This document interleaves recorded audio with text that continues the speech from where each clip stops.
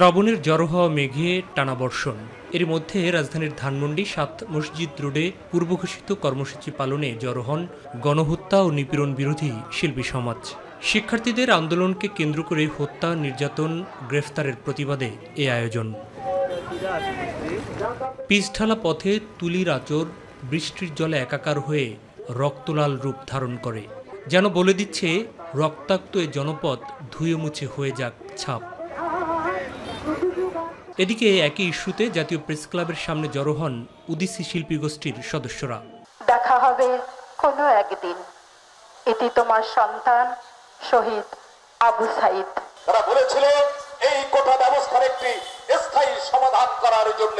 একই সময়ে সড়কের বিপরীত দিকে প্রতিবাদ মঞ্চের ব্যানারেও পালিত হয় কর্মসূচি। খুন করে আমার ভাইদের, তার কাছে আমরা বিচার চাই না, তাকে অবিলম্বে সরে দাঁড়াতে হবে। চলমান আন্দোলনে পেশাগত দায়িত্ব পালন করতে গিয়ে নিহত, আহত এবং নির্যাতনের প্রতিবাদে কারওয়ানবাজার সার্ক ফোয়ারার পাশের সড়কে ছিল গণমাধ্যম কর্মীদের কর্মসূচি।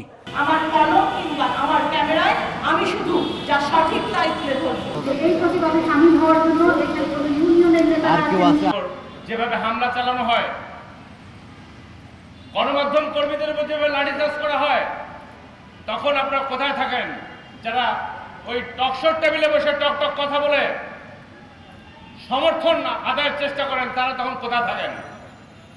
আজকে আমাদেরকে ব্যথা নিয়ে আমাদের দায়িত্ব পালন করতে হয়।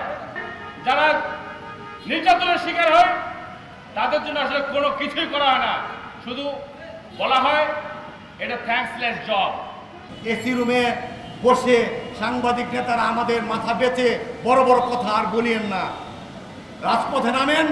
সাংবাদিকদের বক্তব্যে উঠে আসে সহকর্মীদের হত্যাকারীদের বিচারের আওতায় আনার দাবি।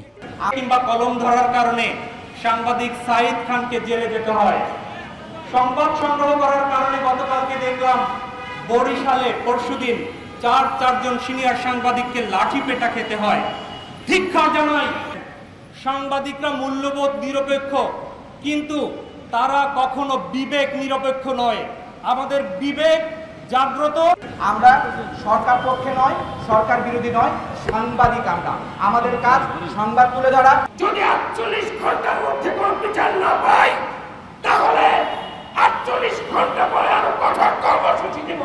শিক্ষার্থীদের শান্তিপূর্ণ আন্দোলনকে যারা রক্তাক্ত করেছে তাদের বিচারের আওতায় আনার দাবি জানিয়ে বাংলা মোটর বিশ্ব সাহিত্য কেন্দ্রের সামনের সড়কে বিক্ষুব্ধ কবি লেখক সমাজের ব্যানারে ছিল প্রতিবাদ কর্মসূচি। এই স্বৈরতন্ত্রের পতন চাই। মাহবুব সৈকত, মাই টিভি, ঢাকা।